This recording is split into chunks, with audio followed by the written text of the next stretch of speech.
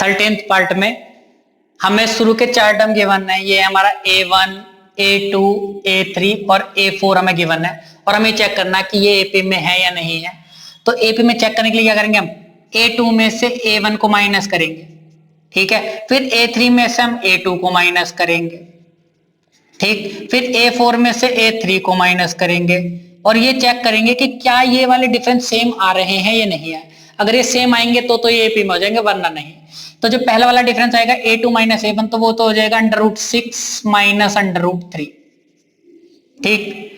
इस √6 को तो हम लिख सकते हैं √3 मल्टीप्लाई √2 और माइनस √3 हमारा ऐसे ही रहा, ठीक। और इन दोनों में देखिए कॉमन क्या आ रहा है, हमारा √3 कॉमन आ रहा है, तो पहले वाले टर्म में से कितना बचा, √2 और माइनस का 1 बच गया, इस तरह से, ठीक है ना भाई। इस √6 को हम क्या लिख सकते हैं, √3 मल्टीप्लाई √2 लिख सकते हैं, 3 2 जा 6, ठीक। और यहाँ √3 पहले से, तो आप देखिए ये हमारा पहला टर्म, ये दूसरा टर्म, √3 कॉमन है, मैंने बाहर ले लिया, यहाँ √2 माइनस 1 बच गया, तो ये हमारा डिफरेंस आ गया। अब A3 माइनस A2 चेक करते हैं, तो ये कितना हमारा √9 माइनस √6।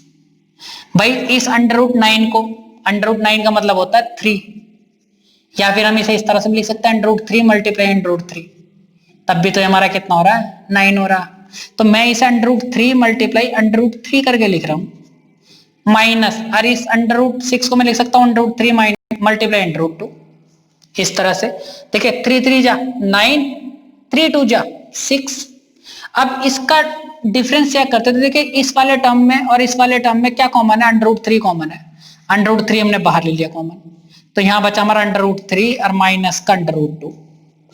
अब चेक करते क्या ये वाला जो डिफरेंस था इस वाले डिफरेंस के इक्वल है, नहीं है भाई। ब्रैकेट में यहाँ √2 माइनस 1 था, यहाँ √3 माइनस √2 है, तो ये तो अलग अलग हो गया। तो यहाँ लिखेंगे here A2 minus A1 is not equal to A3 minus A2, so this is not an AP। ये जो हमारी हो जाएगी ना, ये AP नहीं होगी। 14th वाले पार्ट में हमें शुरू के 4 टर्म A1, A2, A3 और A4 गिवन है इस तरह से, और हमें चेक करना है कि ये हमारा AP होगा या नहीं होगा। तो हम सबसे पहले A2 माइनस A1 फाइंड करेंगे, फिर A3 माइनस A2 फाइंड करेंगे, फिर A4 माइनस A3 फाइंड करेंगे। अगर ये सब हमारे टर्म एक जैसे आ जाते हैं डिफरेंस, तब तो हमारा ये AP में होगा, वरना नहीं होगा। देखिए A की पावर 2 को हम क्या लिख सकते हैं, 1 और 1 भी लिख सकते हैं, 1 की पावर कितनी भी कर दो आप 1 ही रहेगा।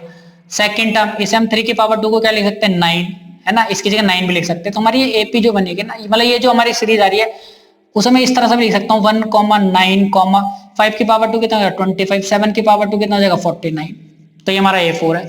तो A2 माइनस A1 फाइंड करते हैं, तो 9 माइनस 1 फाइंड करेंगे, डिफरेंस कितना आ गया 8। A3 माइनस A2 फाइंड करेंगे तो 25 माइनस 9 फाइंड करेंगे, आंसर कितना आ जाएगा 16। तो देखिए तो अलग अलग आ गया हमारा डिफरेंस। फिर भी हम A4 माइनस A3 करते हैं, तो देखिए 49 माइनस 25, तो ये आ गया हमारा 24। तो ये सारा डिफरेंस हमारा अलग अलग आ रहा है।